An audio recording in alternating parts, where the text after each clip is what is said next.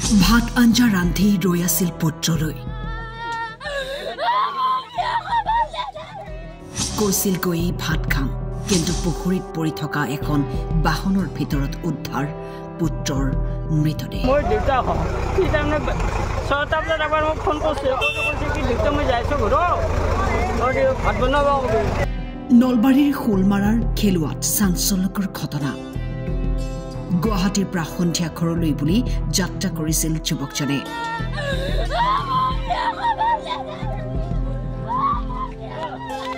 phone কৰি পিতৃক কৈছিল গৈ ভাত খাব পৰিয়ালটোৱে সোনকালে ভাত আঞ্জা ৰান্ধি ৰৈ থাকিল পুৱা 4 বজাত খবৰ আহিল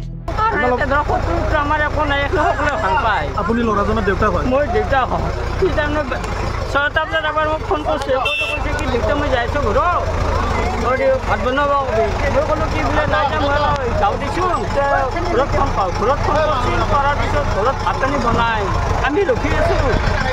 আৰু 9টামান বজাত এবাৰ ফোন কৰোঁতে কি বিচাৰ বোলে মই যাইছোঁ দেই গুচি পাম আৰু তেনেকৈ কৈছে ঘৰৰ পৰা কেতিয়া ওলাই গৈছিলে ঘৰৰ পৰা মানে গুৱাহাটীত থাকে গুৱাহাটীৰ পৰা আহি আছে কিমান টাইমত আহিছিলে গুৱাহাটীৰ পৰা তাৰমানে হোটেল এখন আছে হোটেলখন বন্ধ কৰি আহিছে কিজানি 9টা 9:30 হ'ব লাগে আৰু আগে পিছে ইমান টাইমত আহে আগে পিছে আহে ইমান টাইমত কেনেকৈ গাড়ীতে আহে না গাড়ীতো আহে বাইকতো আকৌ ঠিক নাই কোনে উদ্ধাৰ কৰিলে আমি ঘৰৰ মানে গমেই পোৱা নাই ৰাইজে উদ্ধাৰ কৰিলে পুখুৰীত পৰি থকা অৱস্থাত উদ্ধাৰ হৈ বাহনসহ